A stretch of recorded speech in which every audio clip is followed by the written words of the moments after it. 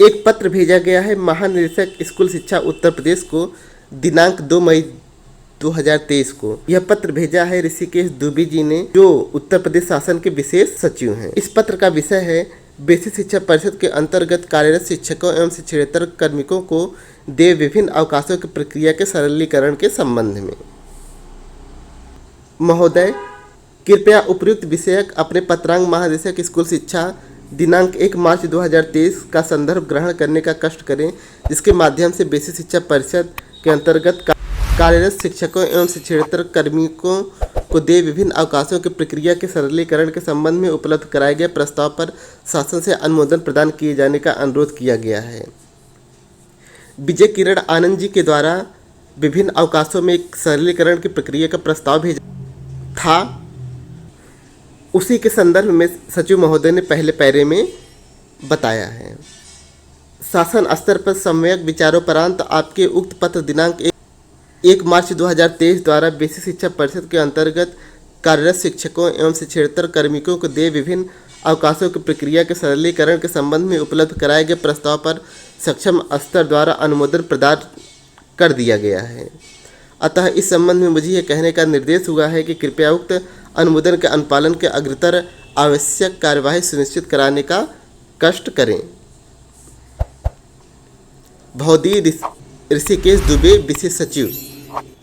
कौन से अवकाश में क्या नियम बदले हैं, आइए जानते हैं। समस्त प्रकार के अवकाश प्रकरणों में स्टाम्प पेपर पर शपथ पत्र लिया जाता है। अब नए प्रस्ताव के अनुसार समस्त प्रकार के विभिन्न अवकाश प्रकरणों में स्टाम्प पेपर पर शपथ पर संबंधी व्यवस्था समाप्त कर दिया गया है।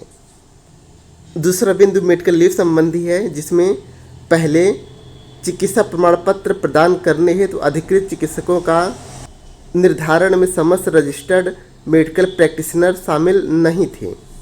अब नए नियम के अनुसार चिकित्सा प्रमाण प्रदान करने हेतु अधिकृत चिकित्सकों का निर्धारण में समस्त रजिस्टर्ड मेडिकल प्रैक्टिशनर्स को शामिल किया जाएगा।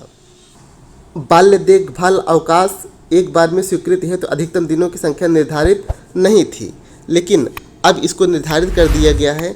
आइए विस्तार से देखते हैं। बाल्य देखभाल अवकाश एक बार में सामान्यतः अधिकतम 30 दिनों के लिए दिया जाएगा। चुनाव, आपदा, जनगणना, बोर्ड परीक्षा, ड्यूटी अथवा विद्यालयीय परीक्षाओं की अवधि व उससे 5 दिवस पूर्व तिथियों हेतु प्राप्त बाल्य देखभाल अवकाश प्रकरणों को खंड शिक्षा अधिकारी अथवा जिला शिक्षा अधिकारी द्वारा सम्यक विचारोपरांत निस्तारित किया जाएगा। उक्त से भिन्न अवधियों हेतु प्राप्त बाल्य देखभाल अवकाश प्रकरणों विद्यालय बंद होने की स्थिति को छोड़कर खंड शिक्षा अधिकारी द्वारा अनिवार्य रूप से अग्रसारित किया जाएगा व जिला बेसिक शिक्षा अधिकारी द्वारा अनिवार्य रूप से स्वीकृत किया जाएगा। तो अब आपको बाल्य देखभाल में अगर आप छुट्टी लेते हैं तो आपकी छुट्टी को डिले नहीं किया जाएगा, उसे तुरंत स्वीकृत करने का प्रयास हमारे माननीय अधिकारियों द्वारा किया जाएगा।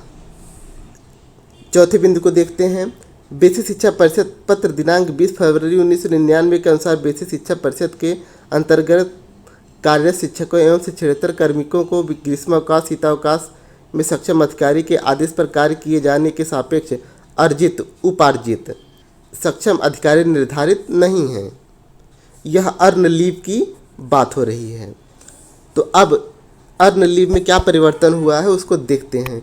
बेसिक शिक्षा परिषद के पत्र दिनांक 20 फरवरी 1999 के अनुसार बेसिक शिक्षा परिषद के अंतर्गत कार्यरत शिक्षकों एवं शिक्षेतर कर्मियों को ग्रीष्मावकाश, शीतावकाश में सक्षम अधिकारी के आदेश पर कार्य किए जाने के सापेक्ष अर्जित उपार्जित अवकाश दिया जाएगा।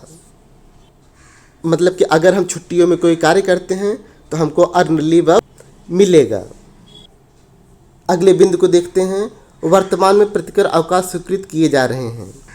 परिषदीय विद्यालय में कार्यरत कार्मिकों को निर्बंधित अवकाश, प्रतिकर अवकाश व अध्ययन अवकाश अनुमन्य नहीं होगा। निर्बंधित अवकाश के बारे में आप लोगों को पता ही है। अध्ययन अवकाश, कुछ शिक्षक या कर्मचारी ऐसे होते थे कि जिनकी ज्वाइनिंग पहले हो जाया करती थी और वह अध्ययन के लिए अवकाश लेते थे, लेकिन अब वह अवकाश अनुमन्य नहीं होगा, जो कि यह थोड़ा सा कष्टदायक है। खैर, विभाग है, नौकरी हमको करनी ही है। अवकाश संबंधी यह थे कुछ नए नियम। बीसी शिक्षा परिषद की समस्त खबरों के लिए बने रहे हमारे इस चैनल पर और चैनल को सब्सक्राइब करना बिल्कुल मत भूलिएगा। फिर मिलेंगे किसी एक नई वीडियो में, तब तक अपना और अपनों का ख्याल रखिएगा।